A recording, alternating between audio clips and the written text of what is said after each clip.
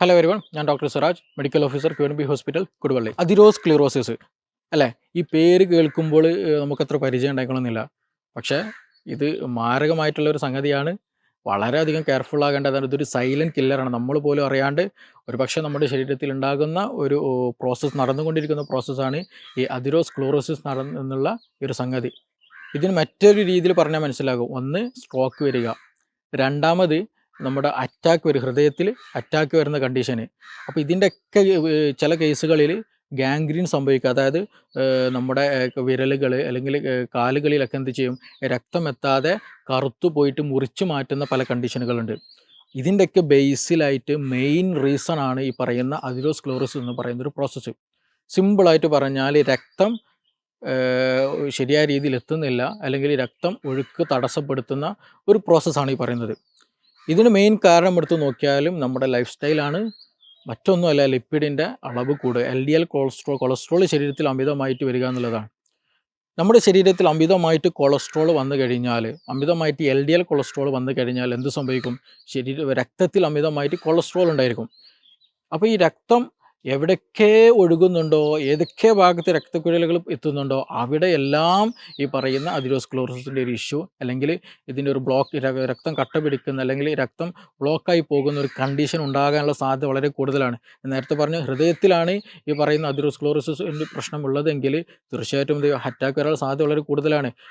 ബ്രെയിനിലാണെന്നുണ്ടെങ്കിൽ തീർച്ചയായിട്ടും സ്ട്രോക്ക് എന്നുള്ള പേരിൽ നമ്മൾ പറയപ്പെടും. ലിംബുകൾ, കൈകാലുകൾ, വിരലുകളൊക്കെയാണെന്നുണ്ടെങ്കിൽ ഗാംഗ്രീൻ എന്നുള്ള സിറ്റുവേഷൻ, അല്ലെങ്കിൽ നല്ല പെയിൻഫുൾ ആയിട്ടുള്ള കണ്ടീഷനിലേക്ക് അത് ഗ്രാജുവലി നീങ്ങി ചെയ്യും. അപ്പോൾ ശരിക്കും പറഞ്ഞാൽ ഇതിൻ്റെ മെയിൻ റീസൺ പറഞ്ഞതുപോലെ കൊളസ്ട്രോൾ നമ്മുടെ ശരീരത്തിൽ ഇൻക്രീസ് ചെയ്യുക എന്നുള്ളത് തന്നെയാണ്. അപ്പോൾ നമ്മുടെ ശരീരത്തിൽ കൊളസ്ട്രോൾ കൂടിക്കഴിഞ്ഞാൽ ബ്ലഡിൽ, രക്തത്തിൽ എന്തുണ്ടാകും, കൊളസ്ട്രോളിന് സാധ്യതയും കൂടുതലായിരിക്കും. അപ്പോൾ രക്തം ഒഴുകുന്ന സ്ഥലത്ത് ഈ ചെറിയ കാപ്പിലറീസുകൾ ഉണ്ടാകും. നമ്മുടെ ബ്ലഡ് വെസലിൻ്റെ ഏറ്റവും ഇന്നർ ലെയറാണ് എൻഡോത്തീലിയം എന്ന് പറഞ്ഞ ചെറിയൊരു ലൈനിങ് ഉണ്ട്. അപ്പോൾ ആ ലൈനിങ്ങിൽ ചെറിയൊരു ഇൻഫ്ലമേഷൻസ് ഒക്കെ എന്തെങ്കിലുമൊക്കെ വന്നു കഴിഞ്ഞാൽ അവിടെ എന്ത് ചെയ്യും, നമ്മുടെ രക്തത്തിലുള്ള മോണോസൈറ്റ്, മാക്രോഫേജസ്, അതേപോലെ ന്യൂട്രോഫിൽസ് പോലെയുള്ള ഇൻഫ്ലമേറ്ററി സെൽസുകൾ എന്ത് ചെയ്യും, അവിടെ വന്ന് കൂടുകയും ചെയ്യും. അവിടെ വന്ന് കൂടുക. അതിൻ്റെ കൂടെ തന്നെ എന്ത് ചെയ്യും പറഞ്ഞാൽ ഈ ലിപ്പിഡ്, രക്തത്തിൽ അമിതമായിട്ടുള്ള ലിപ്പിഡ്, LDL കൊളസ്ട്രോളൊക്കെ എന്ത് ചെയ്യും, ഡെപ്പോസിറ്റ് ചെയ്യും. അവിടെ ഒരു ഫോം പോലെ അത് കൂടുതൽ കൊളസ്ട്രോൾ ഡെപ്പോസിറ്റ് ചെയ്യാൻ. അതേപോലെ നേരത്തെ പറഞ്ഞ മാക്രോഫേജ് സെൽസുകൾ, നമ്മുടെ ശരീരത്തിലുള്ള പ്ലേറ്റ്സുകൾ മാത്രമല്ല, നമ്മുടെ ഈ പറയുന്ന ഇതൊക്കെ നടക്കുന്ന എവിടെ വെച്ചിട്ടാണ്, രക്തക്കുഴലിൻ്റെ വിടവിൽ ചെറിയൊരു ഇൻഫ്ലമേഷൻ വന്ന ഭാഗത്താണ്. അപ്പോൾ ഈ രക്തക്കുഴലിലെ ചെറിയ പേശികളുണ്ട്. ആ പേശികൾ എന്ത് ചെയ്യും, ഇതിൻ്റെ കൂടെ. അപ്പോൾ ശരിക്കും പറഞ്ഞാൽ പേശികളുണ്ടായിരിക്കും, രക്തത്തിലെ പ്ലേറ്റ്ലെറ്റ്സുകൾ ഉണ്ടാകും, കൊഴുപ്പുണ്ടായിരിക്കും, പിന്നെ ന്യൂട്രോഫിൽ, മാക്രോഫേജ് പോലെയുള്ള സെൽസുകൾ ഉണ്ടാകും. ഇതെല്ലാം കൂടി ചേർന്നിട്ട് ഒരു ബോൾ പോലെ ഒരു ചെറിയൊരു സ്ട്രക്ചർ ഫോം ചെയ്യും. ഈ ഫോം ചെയ്ത സാധനത്തിന് പറയുന്ന പേരാണ് അതിറോസ്ക്ലിറോട്ടിക് പ്ലക്ക് എന്ന് പറയുന്നത്.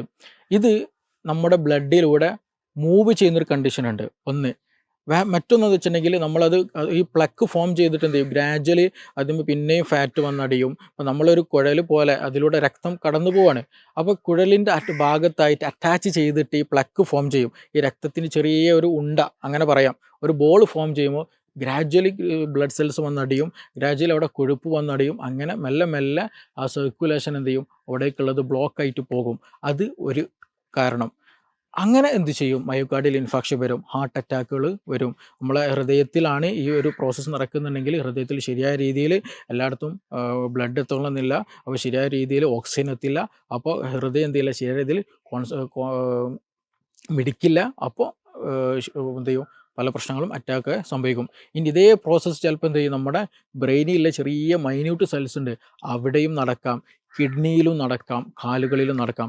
എവിടെയൊക്കെ നമ്മുടെ വെസൽസ് ഉണ്ടോ, രക്തം എത്തുന്ന കുഴലുകളുണ്ടോ, അവിടെയെല്ലാം ഇത് നടക്കാനുള്ള സാധ്യത വളരെ കൂടുതലാണ്. കോമൺലി നടക്കൽ എവിടെയാണെന്ന് വെച്ചാൽ നമ്മൾ പറയുന്ന ഹൃദയത്തിലും ബ്രെയിനിലൊക്കെയാണ്. നമുക്ക് പെട്ടെന്ന് നമ്മൾ ഒരു ഡേഞ്ചർ സിറ്റുവേഷനിലേക്ക് നമ്മൾ പെട്ടെന്ന് എത്തുക. അപ്പോൾ അതുകൊണ്ട് തന്നെ അവിടെയാണ് നമ്മൾ കൂടുതൽ ശ്രദ്ധിക്കേണ്ടതും. ഇനി ഇതേ പറഞ്ഞതുപോലെ ഈ ഫോം ചെയ്ത കണ്ടീഷൻ, അല്ലെങ്കിൽ ഈ ഫോം ചെയ്ത അതിറോസ്ക്ലിറോട്ടിക് പ്ലക്ക് എന്ന് പറയുന്ന സംഗതി ഉണ്ടല്ലോ, അത് ചിലപ്പോൾ എന്ത് ചെയ്യുക വെച്ചിട്ടുണ്ടെങ്കിൽ ആ ഒരു ഭാഗത്ത് നിന്ന്, ആ ഒരു രക്തക്കുഴലിൻ്റെ ഫോം ചെയ്ത ഭാഗം ഉണ്ടല്ലോ, അവിടെ നിന്ന് ഡിറ്റാച്ച്ഡ് ആയി പോകും. അവിടെ നിന്ന് മുറിഞ്ഞു വരും. അത് മുറിഞ്ഞിട്ട് എന്ത് ചെയ്യും, ആ ഒരു ബോൾ പോലെയുള്ള സ്ട്രക്ചർ അതെന്ത് ചെയ്യുന്നത് വെച്ചാൽ ബ്ലഡിലൂടാണ്ട് ഒഴുകി പോകും. ഇതൊക്കെ ഫോം ചെയ്യുന്നത് എങ്ങനെയാണ്, രക്തക്കുഴലിൻ്റെ ഉള്ളിലാണ് ഫോം ചെയ്യുന്നത്. അപ്പോൾ ഈ പ്ലക്ക് ഫോം ചെയ്തത് എന്ത് ചെയ്യും, ബ്ലഡിലൂടെ ഒഴുകിപ്പോകും. അപ്പോൾ എന്ത് ചെയ്യും, ഇതിങ്ങനെ ഒഴുകിപ്പോയി കുറേ ഏതെങ്കിലും ഒരു ഭാഗത്ത് പോയിട്ട് ലോഡ് ചെയ്യും. എവിടെയെങ്കിലും ഭാഗത്ത് ഇപ്പോൾ ഈവൻ നമ്മുടെ ഒരു നമ്മുടെ ഒരു പേഷ്യൻറ്റിൻ്റെ കാലിലാണ് ഈ ഒരു പ്രശ്നം ഉണ്ടായിരുന്നുണ്ടെങ്കിൽ ഇതുപോലെയുള്ള പ്ലാക്ക് ഫോം ചെയ്ത് രക്തത്തിൽ അതെന്ത് ചെയ്യും, അവിടുന്ന് ഇങ്ങനെ എന്തെങ്കിലും ഒരു സിറ്റുവേഷനിൽ അമിതമായിട്ടൊന്ന് മൂവ്മെൻറ്റ് നടത്തിയാൽ ഒരു മസാജ് ചെയ്ത് എന്തെങ്കിലും തെറാപ്പികളൊക്കെ ചെയ്ത് കഴിഞ്ഞാൽ എന്ത് ചെയ്യും, അത് ചിലപ്പോൾ അവിടുന്ന് ലോഡ് ചെയ്ത് പോകും. ആ ലോഡ് ചെയ്ത് പോയി മെല്ലെ മെല്ലെ രക്തത്തിൽ ഇങ്ങനെ കറങ്ങി കറങ്ങി ചിലപ്പോൾ ഹൃദയത്തിൽ ചെറിയ ഒരു വെസലിൽ പോയിട്ട് എന്ത് ചെയ്യും, തടഞ്ഞു നിൽക്കും. അവിടെ ഇങ്ങനെ ബ്ലോക്കായി പോയി കഴിഞ്ഞാൽ എന്ത് ചെയ്യും, അറ്റാക്ക് വരും. ഇതേ സംഗതി ബ്രെയിനിൽ എത്തിക്കഴിഞ്ഞാൽ എന്ത് ചെയ്യും, സ്ട്രോക്ക് വരും. അപ്പോൾ ചുരുക്കി പറഞ്ഞാൽ ഇത് അത്രയും ഡേഞ്ചർ ആയിട്ടുള്ള ഒരു കണ്ടീഷനാണ്. ഇതിങ്ങനെ നമ്മുടെ ശരീരത്തിൽ ഇപ്പോൾ ഇനി പ്രോസസ്സ് നടന്നുകൊണ്ടിരിക്കുന്നുണ്ട്. നമ്മുടെ ശരീരത്തിൽ ഇങ്ങനെ ഒരു ബ്ലോക്കേജ് വന്നുകൊണ്ടിരിക്കുന്നുണ്ടെന്ന് നമുക്കൊരിക്കലും പെട്ടെന്ന് മനസ്സിലാക്കാൻ കഴിയില്ല. ഇതൊരു അറ്റാക്ക് വരുമ്പോഴാണ് നമ്മൾ ആൻജിയോഗ്രാം പോലെയുള്ള ടെസ്റ്റുകൾ നടക്കുമ്പോഴാണ് ഡോക്ടർ പറയും നിങ്ങൾക്ക് 4 ബ്ലോക്ക് ഉണ്ട്, അല്ലെങ്കിൽ 5 ബ്ലോക്ക് ഉണ്ട്, ഇത്ര ബ്ലോക്ക് ഉണ്ടെന്ന് പറയല്. അതേപോലെ തന്നെ ബ്രെയിൻ്റെ കേസിൽ സ്കാൻ ചെയ്യുന്ന സമയത്ത് പറയുന്നത് ഇനിയും വരാനുള്ള സാധ്യതയുണ്ട്, രക്തക്കുഴലൊക്കെ ചുരുങ്ങിയിട്ടുണ്ട്, അവിടെയൊക്കെ ബ്ലോക്ക് കാണുന്നുണ്ടെന്ന് പറയുന്നത്. അപ്പോൾ ഈ ബ്ലോക്ക് വരാനുള്ള റീസൺ എന്ന് പറയുന്നത് ഈ പറഞ്ഞതുപോലെ അമിതമായിട്ടുള്ള ഫാറ്റിൻ്റെ ഡെപ്പോസിറ്റ് നമ്മുടെ ശരീരത്തിൽ കൂടുമ്പോഴാണ്. ആ ഫാറ്റിൻ്റെ ഡെപ്പോസിഷൻ പിന്നെ ഇൻഫ്ലമേഷൻസ് പിന്നെ രക്തത്തിലുള്ള കുറേ കണ്ടൻറ്റുകളൊക്കെ കൂടി ചേർന്നിട്ടാണ് ഇത് ഫോം ചെയ്യുന്നത്. അപ്പോൾ ഇത് വരാണ്ടിരിക്കാൻ നമ്മൾ ശ്രദ്ധിക്കേണ്ടത് എപ്പോഴും പറയുന്നത് പോലെ തന്നെ നമ്മുടെ ഡയറ്റിൽ മാക്സിമം നമ്മൾ ശ്രദ്ധിക്കണം. ഇത് കൂടുതലായിട്ട് പൊണ്ണത്തടി ഉള്ളവർക്ക് വരും. അതുപോലെ സ്മോക്കിംഗ് കൂടുതലായിട്ട് ചെയ്യുന്നവർക്ക് വരാനുള്ള സാധ്യത വളരെ കൂടുതലാണ്. ഡയബറ്റിക് ഉള്ളവർക്ക് ചാൻസസ് വളരെ കൂടുതലാണ്. PCOD കേസുള്ളവർക്ക് ചാൻസസ് വളരെ കൂടുതലാണ്. പിന്നെ ഇത് കൂടുതലായിട്ട് കോമൺ ആയി കാണുന്നത് മെയിൽസിലാണ് കമ്പാരിറ്റീവ്ലി കൂടുതൽ. സ്ത്രീകളെക്കാളും കൂടുതൽ പുരുഷന്മാർക്കാണ് ഇതിൽ കൂടുതൽ വരുന്നത്. അപ്പോൾ കൂടുതൽ സ്ട്രെസ് ഉള്ളവർക്ക്, കൂടുതൽ സ്ട്രെയിൻ ഉള്ളവർക്ക്, കൂടുതൽ മെൻ്റൽ ഹാപ്പിനെസ് ഇല്ല, ഭയങ്കര ടെൻസ്ഡ് ആണ്, അപ്പോൾ ഇവർക്കൊക്കെ പെട്ടെന്ന് ഇത് വരാനുള്ള ചാൻസസ് വളരെ കൂടുതലാണ്. അപ്പോൾ ഇങ്ങനെയുള്ള ഹാബിറ്റ്സുകളൊക്കെ ഉണ്ടെന്നുണ്ടെങ്കിൽ തീർച്ചയായിട്ടും കൂടുതൽ മൈൻഡ് ഫ്രീ ആയിട്ട് നമ്മൾ നടക്കാൻ ശ്രദ്ധിക്കണം. അതുപോലെ സ്മോക്കിംഗ് ഹാബിറ്റ്സ് ഒക്കെ ഉണ്ടെന്നുണ്ടെങ്കിൽ തീർച്ചയായിട്ടും അത് ഒഴിവാക്കണം. നമ്മുടെ ബ്ലഡിൻ്റെ കോൺസെൻട്രേഷനിൽ മാറ്റം ഉണ്ടായിരിക്കും. നമ്മുടെ ബ്ലഡിൻ്റെ ഘടനയിലൊക്കെ ഇത് എന്ത് ചെയ്യും, മാറ്റം വരാനുള്ള സാധ്യത വളരെ കൂടുതലാണ്. അപ്പോൾ സ്മോക്കിംഗ് പോലെയുള്ളതൊക്കെ നിങ്ങൾ കൂടുതലായിട്ടുണ്ടെന്നുണ്ടെങ്കിൽ തീർച്ചയായിട്ടും അത് നിർത്തണം. അത് നിർത്തിയിട്ട് ഒരു നോർമൽ സിറ്റുവേഷനിലേക്ക് പോകേണ്ടതുണ്ട്. പിന്നെ ഇതിന് കൂടെ തന്നെ ഭക്ഷണം നമ്മൾ നിയന്ത്രിക്കേണ്ടതുണ്ട്. വൈറ്റമിൻ സി, വൈറ്റമിൻ ഇ പോലെയുള്ളതിൻ്റെ അളവ് നമ്മുടെ ഭക്ഷണത്തിൽ കൂട്ടേണ്ടതുണ്ട്. അതുപോലെ ആൽക്കഹോളിൻ്റെ അബ്യൂസ്, ആൽക്കഹോൾ അമിതമായിട്ടൊക്കെ ഉപയോഗിക്കുന്നുണ്ടെങ്കിൽ തീർച്ചയായിട്ടും അത് നിർത്തണം. ഇതിന് കൂടെ തന്നെ നമ്മൾ ഏറ്റവും കൂടുതൽ ശ്രദ്ധിക്കേണ്ട ഒരു ഇഷ്യൂ, ഹൈപ്പർ ടെൻഷൻ ഉണ്ടെങ്കിൽ, BP ഒക്കെ കൂടുതലാണെന്നുണ്ടെങ്കിൽ അവർക്ക് ഇത് വരാനുള്ള ചാൻസ് കൂടുതലാണ്. എസ്പെഷ്യലി ഞാൻ നേരത്തെ പറഞ്ഞു, ഇതെന്താണ് ചില കണ്ടീഷനുകളിൽ രക്തക്കുഴലിൽ ഒരു ചെറിയൊരു ബോൾ പോലെ അറ്റാച്ച് ചെയ്തിട്ടുണ്ടാവില്ല. പക്ഷേ BP കൂടിക്കഴിഞ്ഞാൽ ഈ അറ്റാച്ച് ചെയ്ത സാധനം എന്ത് ചെയ്യും, ബ്ലഡിന് കൂടെ ഒഴുകാൻ തുടങ്ങും. അങ്ങനെ ഒഴുകിക്കഴിഞ്ഞാൽ ഈവൻ നമ്മൾ ഏറ്റവും മൈന്യൂട്ടായിട്ടുള്ള ബ്രെയിനിലൊക്കെ പോയിട്ട് അത് ലോഡ് ചെയ്ത് കഴിഞ്ഞാൽ എന്ത് ചെയ്യും, സ്ട്രോക്ക് സംഭവിക്കും, കൈകാലുകൾ തളർന്നു പോകും, മേ ബി കോമയിലേക്കൊക്കെ പോകാനുള്ള ചാൻസസ് വളരെ കൂടുതലാണ്. അപ്പോൾ അതുകൊണ്ട് തന്നെ BP ഉള്ളവരൊക്കെ ഉണ്ടെങ്കിൽ വളരെ നിർബന്ധമായിട്ട് ശ്രദ്ധിക്കണം.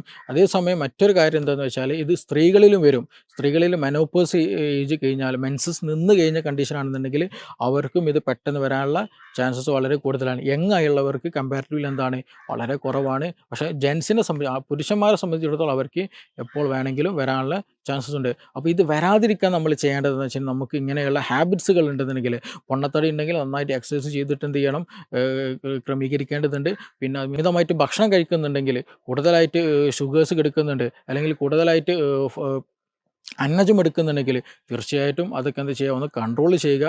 നല്ല നല്ല രീതിയിൽ നല്ലൊരു ലൈഫ് സ്റ്റൈൽ നമ്മൾ മാനേജ് ചെയ്തെടുത്താൽ ഇത് നമുക്ക് നല്ല ഈസി ആയിട്ട് മാനേജ് ചെയ്യാവുന്നതാണ്. ഇത് സ്റ്റാർട്ടിങ്ങിൽ പറഞ്ഞതുപോലെ ഇതൊരു സൈലൻറ്റ് കില്ലറാണ്. ഇത് നമുക്കൊരിക്കലും പെട്ടെന്ന് മനസ്സിലാക്കാൻ ഒരു കണ്ടീഷന്, ഒരു അറ്റാക്ക് വന്ന ഒരാൾക്ക് മാത്രമാണ് ഹൃദയത്തിന് ഇത്ര ബ്ലോക്ക് ഉണ്ടെന്ന് അപ്പോൾ നമ്മൾ മനസ്സിലാക്കുകയുള്ളൂ. അതേപോലെ ഒരു സ്ട്രോക്ക് വന്ന ആൾക്ക് മാത്രമാണ് ബ്രെയിനിൽ ഇത്ര ബ്ലോക്ക് കാണുന്നുണ്ട് നമുക്ക് മനസ്സിലാക്കാൻ കഴിയുള്ളൂ. അപ്പോൾ അല്ലാണ്ട് നമുക്ക് ഇതിന് വേറെ വഴിയില്ല. ഇത് വന്നു കഴിഞ്ഞാൽ നിയന്ത്രിക്കാനുള്ള ഒരു മെത്തേഡ് മാത്രം പോരാ, വരാതിരിക്കുക എന്നുള്ള ഒരു കണ്ടീഷനും കൂടെയുണ്ട്. അപ്പോൾ നമ്മുടെ ചുറ്റുപാടുകൾ, നമ്മുടെ ലൈഫ് കണ്ടീഷനുകളൊക്കെ നല്ല രീതിയിൽ ചിട്ടപ്പെടുത്തുക. ഇതിൽ നിന്ന് നല്ല ഭക്ഷണങ്ങൾ, നമ്മുടെ ഡെയിലി റുട്ടീനുകൾ ക്രമീകരിക്കുക എന്നുള്ളതാണ്. ഉറക്കം വളരെ ഇമ്പോർട്ടൻ്റ് ആണ്. അമിതമായിട്ട് എല്ലാ വർക്കുകളും കഴിഞ്ഞതിന് ശേഷം ഫ്രീ സമയം ഉണ്ടെങ്കിൽ 1-2 മണിക്കൂർ കിടക്കുക എന്നുള്ളൊരു സിറ്റുവേഷൻ, ഒരു നൈറ്റ് ലൈഫ് കൂടുതൽ പ്രൊമോട്ട് ചെയ്യുന്ന കണ്ടീഷനാണ്. അപ്പോൾ അതൊക്കെ വളരെ നമ്മുടെ ഹെൽത്തിനെ മാക്സിമം ബാധിക്കുകയും ചെയ്യും. നമ്മുടെ ലൈഫ് സ്റ്റൈൽ ഇങ്ങനെ ചുരുക്കിക്കൊണ്ടിരിക്കുന്ന ഒരു സംഗതിയാണ് ഈ നൈറ്റ് ലൈഫ് എന്നുള്ളത്. അപ്പോൾ അതൊക്കെ നമ്മൾ ക്രമീകരിച്ച് ഉറക്കം നല്ല പ്രോപ്പറാക്കിയിട്ട്, ഭക്ഷണം നല്ല പ്രോപ്പറായിട്ട്, വ്യായാമം നല്ല പ്രോപ്പറായിട്ട്, അതേപോലെ തന്നെ ടെൻഷൻ ഒന്നുമില്ലാതെ ടെൻഷൻ ഫ്രീ ആയിട്ട് അങ്ങനെയൊക്കെ നല്ല പ്രോപ്പർ ഒരു ലൈഫ് നമ്മൾ ഷെഡ്യൂൾ ചെയ്യേണ്ടതുണ്ട്. എസ്പെഷ്യലി കേരളൈറ്റ്സിലായ ആളുകൾ പ്രത്യേകമായി ശ്രദ്ധിക്കേണ്ടതുണ്ട്. അപ്പോൾ ഇതിൽ എന്തെങ്കിലും സംശയങ്ങൾ എന്നുണ്ടെങ്കിൽ ഇതിൻ്റെ ട്രീറ്റ്മെൻറ്റ്സിൽ നമ്മൾ പ്രധാനമായും ശ്രദ്ധിക്കേണ്ടത് പറഞ്ഞതുപോലെ ലൈഫ് സ്റ്റൈൽ മാനേജ്മെൻറ്റ് എന്നുള്ളത് തന്നെയാണ്. അപ്പോൾ അമിതമായിട്ട് പൊണ്ണത്തടി ഉണ്ടെങ്കിൽ തീർച്ചയായിട്ടും നമുക്ക് എന്ത് ചെയ്യാം, ഡയറ്റിലൂടെ തന്നെ അത് മാനേജ് ചെയ്യാവുന്നതാണ്. മരുന്നുകളില്ലാത്തൊരു ലൈഫിലേക്ക് തന്നെ നമുക്ക് പോകാവുന്നതാണ്. അപ്പോൾ ഇതിൽ എന്തെങ്കിലും സംശയങ്ങളുണ്ടെങ്കിൽ, എന്തെങ്കിലും അറിയണമെന്നുണ്ടെങ്കിൽ തീർച്ചയായിട്ടും നിങ്ങൾക്ക് ഈ നമ്പറിൽ കോൺടാക്റ്റ് ചെയ്യാം. Okay, thank you. നമുക്ക് മറ്റൊരു വീഡിയോ ആയിട്ട് വീണ്ടും കാണാം.